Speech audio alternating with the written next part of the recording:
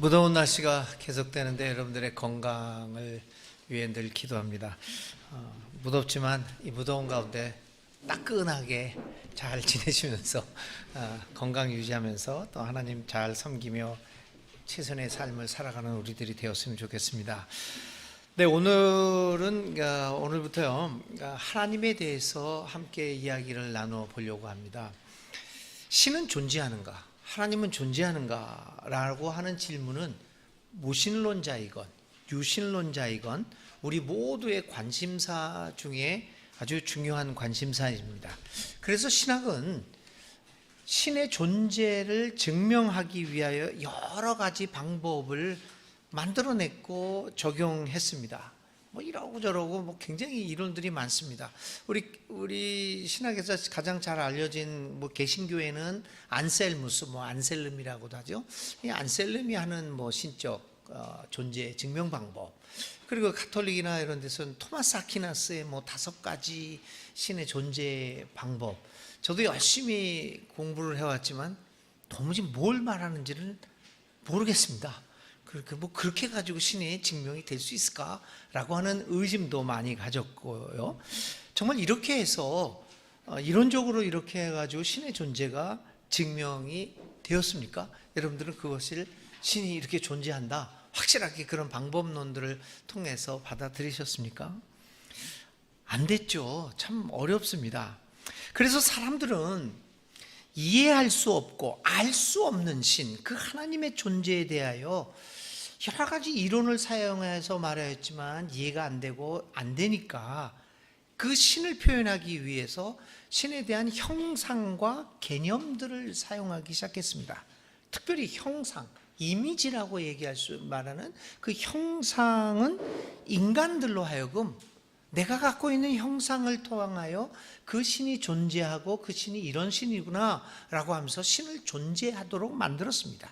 형상들은, 우리들이 갖고 있는 형상들은 하나님 경험과 하나님의 존재를 느끼게 하는 데 있어서 매우 중요한 매개체가 됩니다.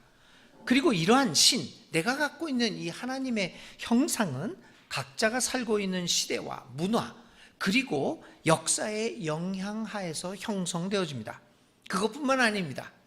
교회를 열심히 다니면서 성경을 읽고 교회가 가르치고 또 일상적인 종교 행위를 합니다. 그리고 기독교의 여러 가지 교육들, 윤리들 통하여 우리 안에 그 하나님에 대한 신에 대한 형상이 형성되기도 합니다.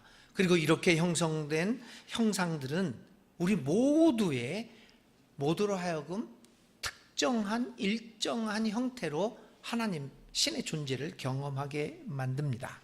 형상에 의해서 경험되는 이 하나님 존재는 우리들의 신앙 양태를 결정하는데 매우 핵심적인 역할을 합니다.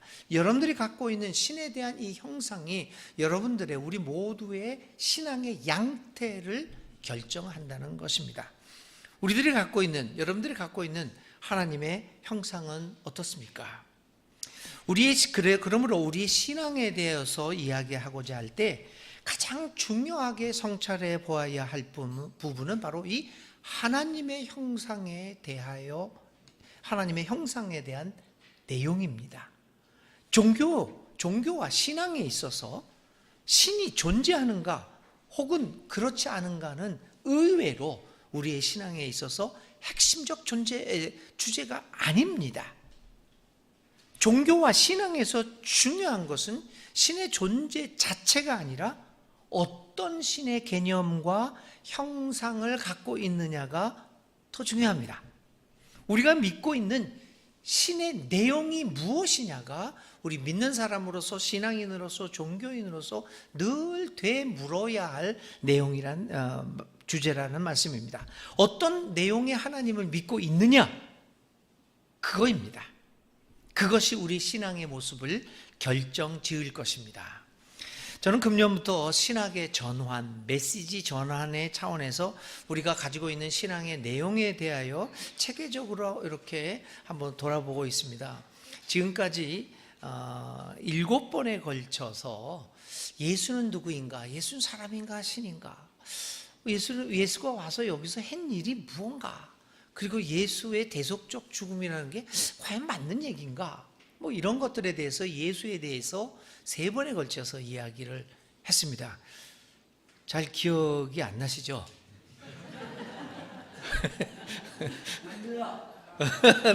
납니다. 근데 저는 그 기억을 안 할 때마다 너무 감사한 게 우리가 목사들이 얘기하는 것 중에서요, 교인들이 다 잊어먹으니까 똑같은 내용도 예화만 다르면, 근데 예화를 똑같이 하면 반드시 그건 몇 날 며칠에 했다는 거로 다 기억을 하죠. 기억을 안 나실 거예요. 그리고 그리고 나서 4번에 걸쳐서 구원론에 대해서, 그렇죠, 구원이 어디로부터 구원이냐, 무엇을 위한 구원이냐, 뭐 구원의 시제는 뭐냐, 또 무엇에 의한 구원이냐, 뭐 이런 거에 대해서 구원론에 4번에 걸쳐서 이야기했어요. 근데 오늘부터 한 4번에 걸쳐서 4번의 말씀 나누기를 통하여 하나님은 누구신가에 대하여 살펴보려고 합니다.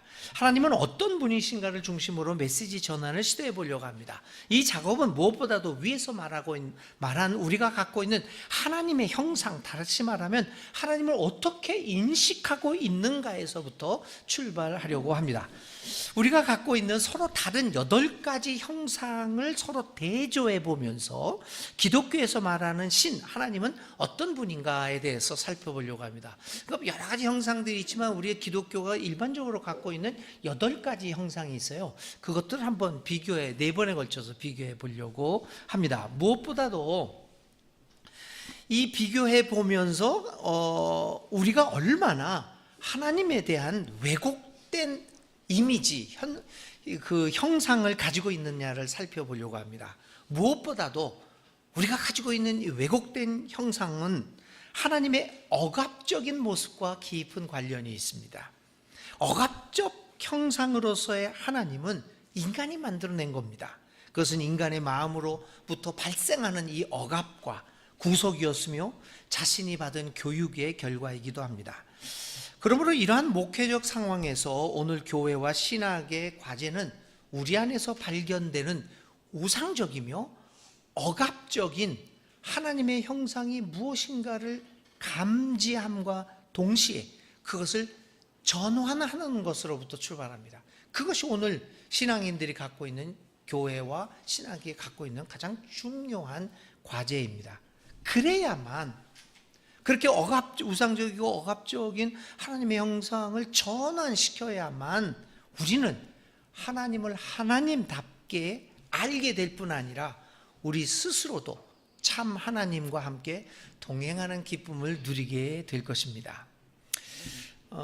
저는 그 히말라야를 한번 걸어봤어요. 안나푸르나하고 에베레스트를 한번 등정은 아니죠. 이렇게 뭐라 그러나, 이렇게 돌아보는 거. 트레킹, 예. 2번을 했는데요. 그 네팔의 카투만두 첫 번째 갔을 때 카투만두에 이제 이틀을 머물렀는데, 카투만두에 여러분들 가보신 분들은 가봤을 거예요. 서쪽으로 3km 지점 언덕 위에 유명한 사원이 있지 않습니까? 스와 암부나트라고 하는, 저 외워서 하는 건 아닙니다. 가장 오래된 불교 사원인데요, 2000년 전에 건립되었다고 합니다. 그 사원 중앙에 아주 커다란 탑이 있고요, 그 탑에 2개의 눈이 있고 그 안에 물음표 비슷한 눈이 있어요. 겨울에는 제가 그 모자를 하나 사갖고 와서 쓰고 다니다가 신앙 좋은 우리 교인들한테 욕도 바가지로 먹었습니다. 목사가 그런 거 쓰고 다닌다고.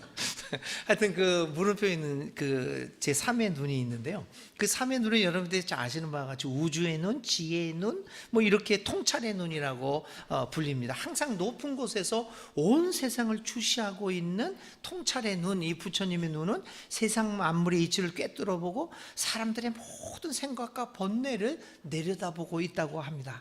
그래서 그 지혜의 눈, 그 붓다의 눈이 온 누리를 이렇게 보살피고 있다, 이렇게 이야기들을 합디다요.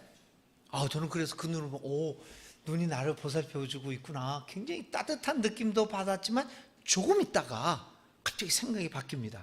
갑자기 무서운 느낌을 받았습니다. 아니, 좀 못된 짓도 하고 좀 그런 것도 해야 되는데 그거 지켜보고 있다니 갑자기 공포스럽고 제가 뭐 어떤 일을 할 때 갑자기 벌을 내릴 것 같은 공포스러운 느낌을 받았습니다. 나의 모든 것을 들여다보고 있으니 마치 사찰받는 느낌을 지울 수 없었습니다. 결코 지혜의 눈, 그 부처님 눈에서 벗어날 수 없을 것 같다는 느낌은 한편으로는 보호받는다는 느낌을 주기도 하지만 공포심을 자아내기도 했습니다. 여러분, 어쩌면 인간이 신적 존재에 대한 첫 경험은 공포의 경험이 아닐까 생각하기도 합니다. 물론 다른 의견도 강하게 제시되고 있습니다만은 신은 인간에게 공포의 대상입니다. 이 공포의 체험이라는 것은 인간 존재의 깊숙한 곳에 자리 잡고 있습니다. 그것은 무엇보다도 인간은 연약하며 쉽게 상처받고 상처를 주는 존재이기 때문입니다. 그래서 우리는 항상 도피적이며 공포에 젖어 있고 따라서 어떠한 종류의 보호를 추구하며 살아갑니다. 연약하기 때문입니다. 또한 우리는 불안정한 존재이며 생애의 주변은 온통 불확실성으로 뒤덮여 있습니다. 그러기에 무엇이고 안정적이고 확실한 것을 의지하고자 합니다.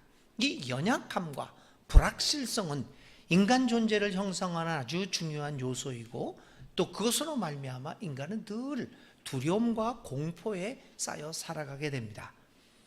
공포에 매여 있는 인간의 연약함은 우리로 권력과 힘에 대하여 의존적인 삶을 살아가게 만듭니다. 연약하고 불안하기 때문에 그걸 방어하기 때문에 힘을 찾을 수밖에 없습니다. 그 힘을 의존할 수밖에 없습니다. 삶의 불확실성은 우리로 이에 대한 방어와 확실함을 추구하게 만들기에 우리는 우리를 보호해주고 방어해주며 확신을 줄 수 있는 권력과 힘을 지향합니다. 저는 늘 선거철이 되면 이상한 좀 모순을 느껴요. 그 자기들을 위해서 싸워주고 가난하고 힘없는 사람들이요.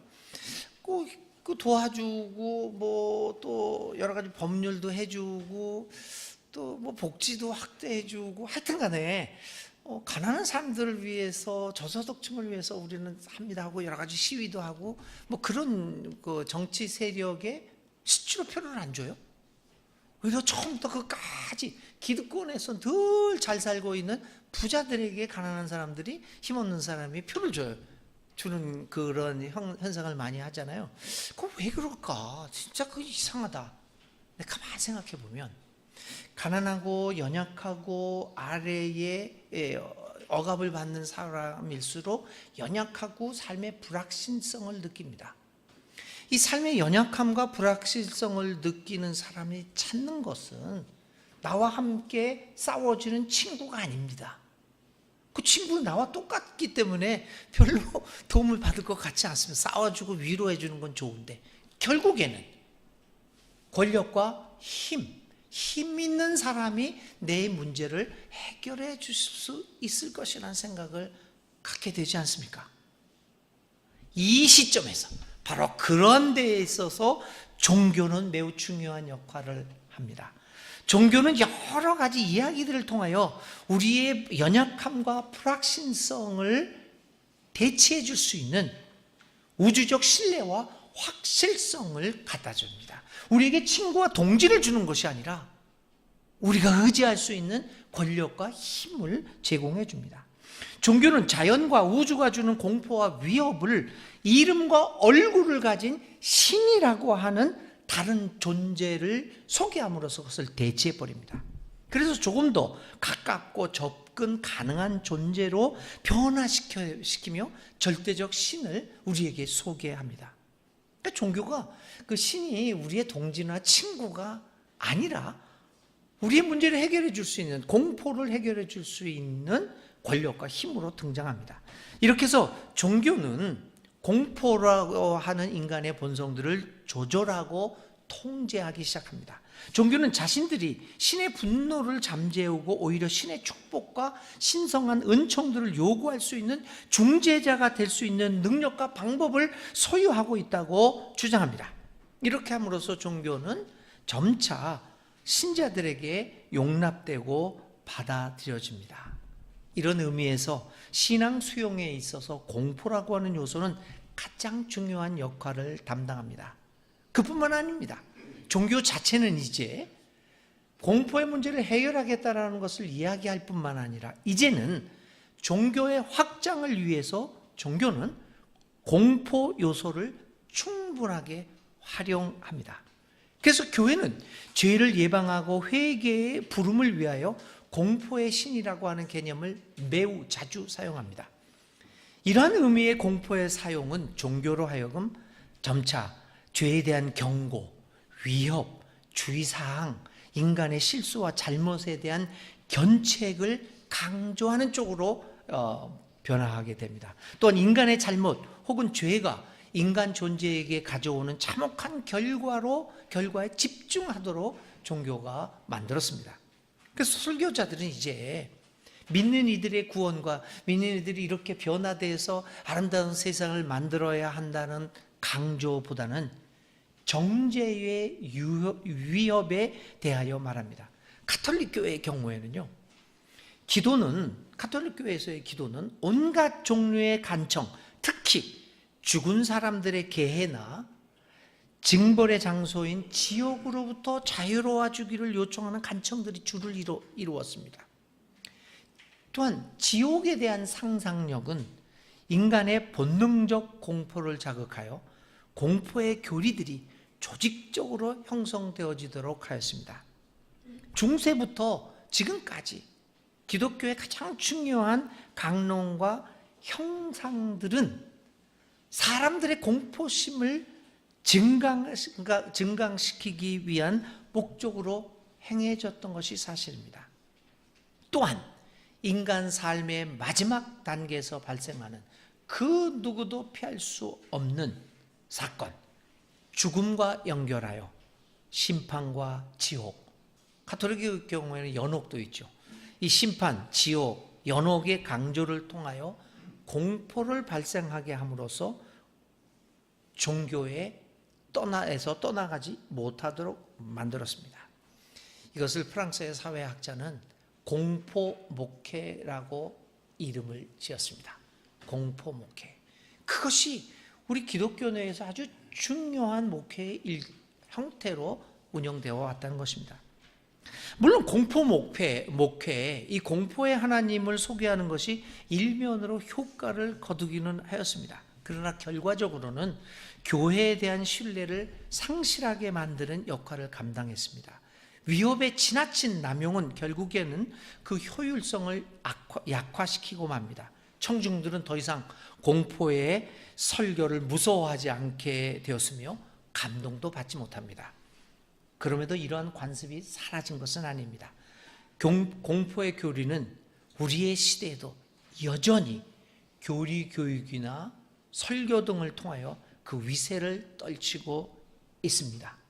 지금도 오늘 우리들에게 일반 교회에서 가장 용이한 목회는 공포에 기반을 둔 공포 목회입니다. 근데 그게 사실 또 그렇게 일도 나요. 그런 일들이. 제가 아르헨티나에 있을 때 어느 한 아르헨티나에서 목회하고 있을 때, 젊었을 때요, 옆에 있는 우리 선배 나이 드신 목사님이 목회하는 교회가 있었는데 거기서 그냥 그 아주 말썽을 부리고 맨날 이렇게 의견을 내고 하여튼 골치 아프게 하는 분이 있었어요. 근데 저희들이 이게 경험이지만요, 회의를 하잖아요. 회의를 할 때 예를 들면은 일반 교회에서는 그냥 목사니까 목사님 의견이 있습니다 라고 손을 들어요. 목사님 의견 있습니다.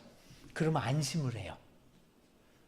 꼭 말썽하겠다는 사람은 목사라고 안 부르고 의장님 이렇게 그러고 벌써 가슴 덜컥 내려 뭘 하려고 그러지. 하여튼 그분이 의장님도 아니지 의장 이러는 분이었어요. 그날도 막 얘기를 하고 결국에는 강당까지 올라가서 그 멱살까지 잡는 일이 있었어요. 교회가 난리였죠.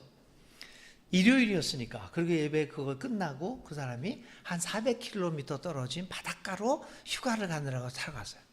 나가자마자 1시간 내에 정면 충돌을 해서 직사를 했어요.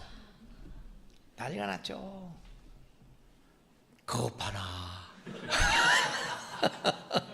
하나님의 종인 목사한테 대들어가지고 근데 실제 그렇게 된 거 아니에요. 그러니까 사람들은 완전히 그래가지고 그 목사님이 그 교회에서 목회를 정말 성공적으로 했죠. 그 다음부터는 일제 일이 벌어지지 않았어요. 아직까지도 이 공포 목회가 유용합니다. 전도할 때도 공포 목회, 다시 말하면 공포에 하나님을 선전하는 것이 가장 효과적이라고 알려져 있습니다.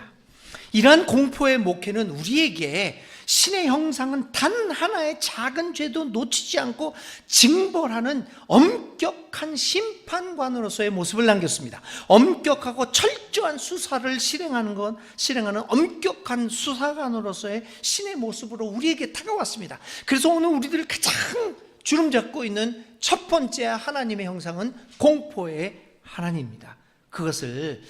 그는 우리의 범죄를 낱낱이 기록하고 있고 생명책에 기록해서 심판의 날에 마치 계산서를 내놓듯이 우리 앞에 죄값을 치를 것을 요구하는 신으로 우리에게 남겨져 있습니다. 이 신은 폴리스 갓, 경찰 신의 모습을 갖고 있습니다. 오늘 우리 가운데 깊이 자리 잡고 있는 가장 중요한 이 첫 번째 하나님의 형상은 이처럼 공포에 기반하고 있음을 우리는 부인할 수 없습니다. 그리고 이 형상은 가장 강력하게 우리 모두의 신앙의 양태를 결정하고 있습니다. 과연 우리 하나님은 여러분 이런 공포의 하나님입니까? 그렇다면 이쯤에서 우리는 성서는 어떤 하나님을 우리에게 소개하고 있는 것일까요? 많은 경우 구약은 하나님을 저주와 복 사이에 위치하고 있는 존재로 묘사하고 있습니다. 저주를 주기도 하고 복도 주기도 하고 이 저주와 복을 가지고 이중주의 연주를 하고 있는 분으로 묘사하고 있습니다. 오늘은 본문은 아니지만 여러분 신명기 28장을 오늘 집에 가서 꼭 한번 읽어보십시오. 신명기 28장은요 68절까지 있습니다. 그런데 거기에서 바로 이 복과 저주를 가지고 이렇게 이중주를 하는 하나님을 소개하고 있는데요. 이 28장을 읽으면 진짜 소름 끼칩니다. 1절부터 13절까지는 나는 이러한 복을 너에게 주겠다. 13절 동안. 그런데 14절부터 68절까지 무려 54절에 걸쳐서 나는 너를 이렇게 저주할 것이다 라고 나와요. 근데 그 저주의 내용이 어쩌면 그렇게 디테일한지 우리의 삶을 알기는 잘 알고 계시는구나. 어떻게 그렇게 자세하게 묘사를 했는지 몸이 오싹할 지경입니다. 이렇듯 저주와 복을 관장하는 신으로서 하나님은 우리에게 공포감을 주기에 충분합니다. 정말 우리의 하나님은 복과 저주라고 하는 무서운 무기를 가지고 우리를 윽박지르면서 자신을 따르면 복을 주고 그렇지 않으면 엄청난 저주를 하겠다고 하면서 선택을 강요하는 분이실까요? 오늘 우리에게 주어진 본문은 구약에서도 가장 많이 알려져 있는 십계명의 일부로서 주어진 구절입니다. 이집트 탈출기 20장과 신명기 5장에 있는 말씀입니다.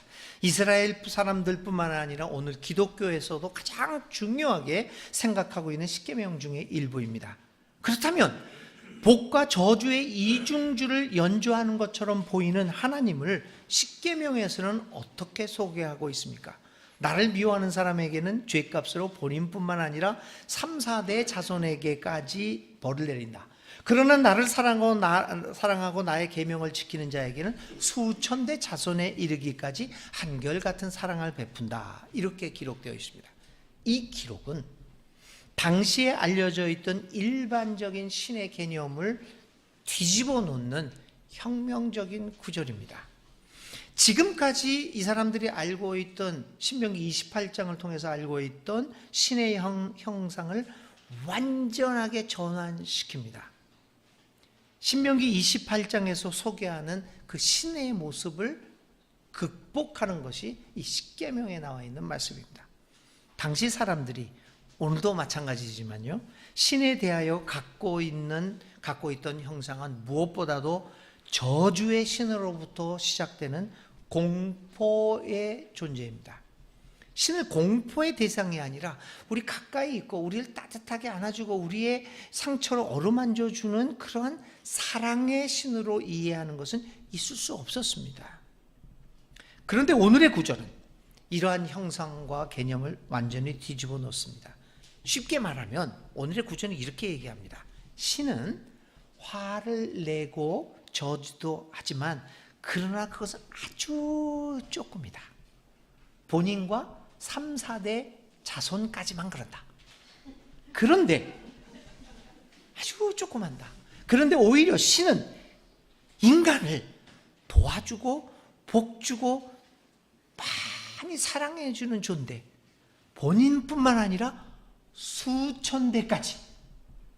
여기서 우리는 3, 4대까지라는 표현과 수천 대까지라는 표현의 놀라운 대조를 보고 있습니다. 이 말은 뭐라 말하는 걸까요? 3, 4대까지 저주하고 수천 대까지 복준다는 얘기는 나는 저주하는 신이 아니라 복주고 너희들을 사랑하는 신이라는 걸 얘기하는 것 아닙니까? 복중의 아이가 히브리 표현들입니다. 복중의 아이가 낳았을 때 나는 한 민족은 미워하고 한 민족은 사랑한다 이렇게 얘기했잖아요. 그 얘기는 뭐냐면은 이거는 미워하고 이거는 사랑한다는 것이 아니라 뒤를 강조하기 위한 거죠. 이 사람을 미워하는 게 아니라 이 사람을 사랑한다는 것을 강조하는 표현들이에요. 여기서 우리는 3, 4대라는 표현과 수천 대까지라는 표현의 놀라운 대조를 보면서 인간을 향한 신의 행위는 저주가 아니라 복주고 사랑 주는 것이라는 것을 강력하게 보여주는 구절로 받아들일 수밖에 없습니다. 그렇습니다. 여러분, 우리가 전환해야 할 가장 중요한 하나님의 형상은 공포에서 사랑으로 향하는 것입니다. 하나님의 본질은 사랑입니다. 이 사랑에는 그 어떤 다른 것도 끼어들지 말아야 합니다. 그것은 조건부 사랑이 아닙니다. 그저 사랑하는 것입니다. 우리는 인간은 누구나 실수를 하고 약점을 가진다고 말합니다. 이 말을 여러분 하나님께도 적용할 수 있을까요? 하나님의 약점이 있다.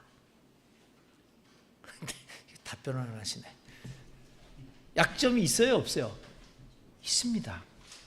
이 말을 하나님에게도 할 수 있습니다. 우리의 하나님은 약점, 그것도 치명적인 약점을 갖고 있습니다. 그것은 어떠한 경우에도 인간을 향한 사랑을 포기하지 못한다는 치명적인 약점입니다. 그분이 할 수 없는 것이 있다면 사랑에 대한 포기입니다. 바울은 이러한 하나님의 약점을 경험했습니다. 그래서 오늘의 말씀을 통하여 고백하고 있는 것 아닙니까? 그 어떤 것도 우리를 주 예수 그리스도 안에 있는 하나님의 사랑에서 끊을 수 없습니다. 하나님의 약점을 발견한 거예요. 바울이 경험한 하나님은 오직 사랑의 하나님이었습니다. 우리는 바울이 일반적으로 유대 율법을 거부하고 예수의 은혜만을 주장한 것을 알고 있습니다. 그가 율법을 폐기하였다라고 얘기합니다. 그럴 수 없습니다. 어떻게 바울이 율법을 폐기할 수가 있겠습니까? 그러면 왜 바울은 율법을 거부하는 것처럼 보입니까? 바울이 거부한 것은 율법 자체라기보다 율법이 가르쳐주고 있는 공포의 하나님입니다. 바울은 늘 저주와 복의 갈림길에서 선택을 강요하고 압박하는 무서운 하나님에서 모든 것을 뛰어넘는 사랑의 하나님으로의 전환을 말합니다. 그가 다마스커스로 가는 길 위에서 부활의 예수를 체험한 이후 깨달은 것은 사랑의 하나님이었습니다. 다마스커스 경험은 그에게서 하나님의 형상이 공포에서 사랑으로 전환되는 순간이었습니다. 바울이 부활의 예수님을 통하여 경험한 하나님은 복과 저주, 사랑과 미움의 이중주의 하나님이 아니라 오직 복, 오직 사랑만을 연주하는 독주가로서의 하나님이었습니다. 하나님의 약점은 바로 이러한 복과 저주, 공포와 따뜻함, 사랑과 미움의 이중주를 연주할 수 없고 오직 따뜻함과 사랑의 독주만 가능함에 있습니다.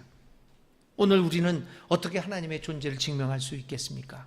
완벽한 존재로서의 하나님, 한치의 흔들림도 없이 복과 저주를 우리 앞에 두고 선택하라고 압박하는 이중주 하나님의 존재를 사람들이 믿을 수 있겠습니까? 도무지 믿을 수 없을 것입니다. 하나님의 존재를 증명하는 유일한 방법은 사랑의 독주자, 그 하나님을 본받아 연주하는 사랑의 독주입니다. 그것만이 유일하게 하나님의 존재를 증명할 수 있습니다. 사랑의 독주자 하나님에게는 그 어떤 차별도 존재하지 않습니다. 인간의 죄, 성향, 사는 모습, 성적 지향성, 피부색, 인종, 문화, 가난과 부, 어떤 차별도 존재하지 않습니다. 우리가 이해할 수 없을 만큼 하나님은 사랑의 독주자이시며 사랑의 챔피언이십니다. 우리에게 지금도 끈질기게 남아있는 공포의 하나님의 형상을 떨궈내어야 합니다. 저주의 하나님의 형상을 포기해야 합니다.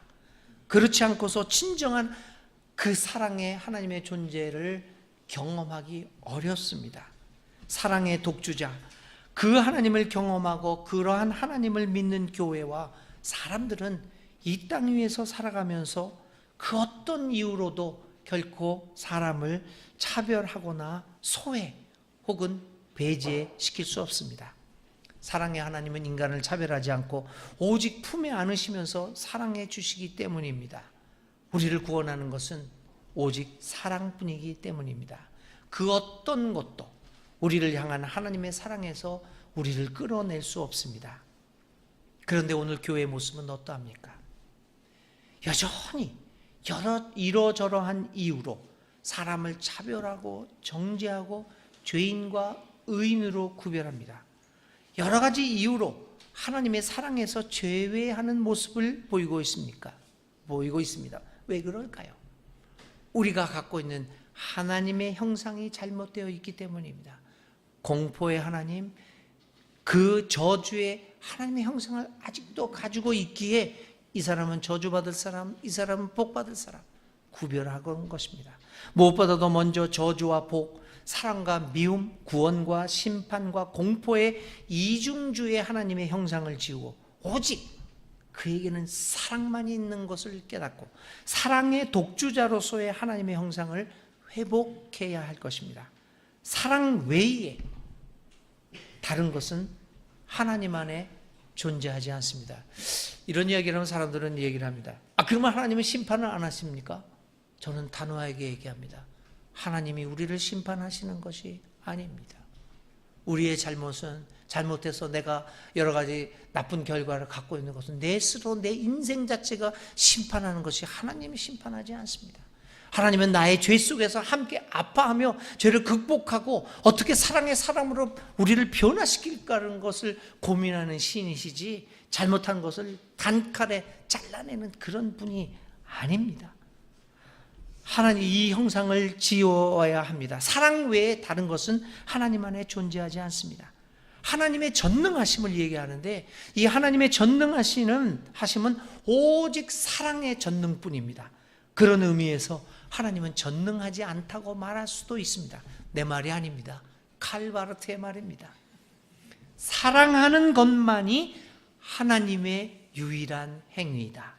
사랑함은 신 자체이다. 사랑은 하나님의 행위 자체이다. 하나님은 사랑 외에 아는 것이 없으며 그것만 할 줄 안다. 그는 사랑 외에는 그 어떤 것도 하지 않고 할 수도 없다라고 바르트는 얘기합니다. 이중주의 하나님의 전능이 아니라 독주로서의 하나님의 전능을 이해할 때 우리는 비로소 그 어떤 것도 심지어는 내가 짓고 있는 죄까지도 우리를 하나님의 사랑에서 끌어내지 못하고 결국 우리를 구원하는 것은 사랑이라는 사실을 깊이 체험하게 될 것입니다. 성 부에나벤투라라고 하는 성자는 이렇게 얘기합니다. 하나님은 상상할 수 있는 그 어떤 것보다 최대의 존재가 아니라 우리가 상상할 수 있는 그 어떤 것보다 최선의 존재다라고 말합니다. 그렇습니다. 사랑에 있어서 최선의 존재입니다. 하나님의 사랑의 위대함에 대하여 확장하거나 혹은 과장되게 생각하는 것을 두려워할 이유는 없습니다. 그의 사랑의 위대함은 결코 한계 지울 수 없는 것이기 때문입니다. 이제 우리는 하나님의 공포의 형상을 극복하는 일이 기독교 신앙의 매우 중요한 과제이며 또 하나님을 제대로 이해하는 일임을 깨닫게 됩니다. 하나님의 사랑의 모습을 왜곡하거나 약화하거나 숨기는 모든 형상들은 하나님에 대한 우상적이며 억압적인 변형임을 우리는 보아야 합니다. 우리는 이 같은 하나님에 대한 우상적이고 억압적이며 해악한 이 형상과 개념을 전환시켜야 합니다. 사랑의 독주만이, 그 하나님만이 우리를 구원할 것이고 그 사랑으로부터 우리를 떼어낼 것은 아무것도 없다는 것을 우리는 다시 한번 보면서 하나님께 감사의 기도를 드려야 할 것입니다. 사랑의 독주를 하는 하나님을 생각하면서 잠시 침묵 가운데 주님의 사랑을 경험해보고 느껴보는 여러분들 되시기를 바랍니다. 침묵 기도 드립니다.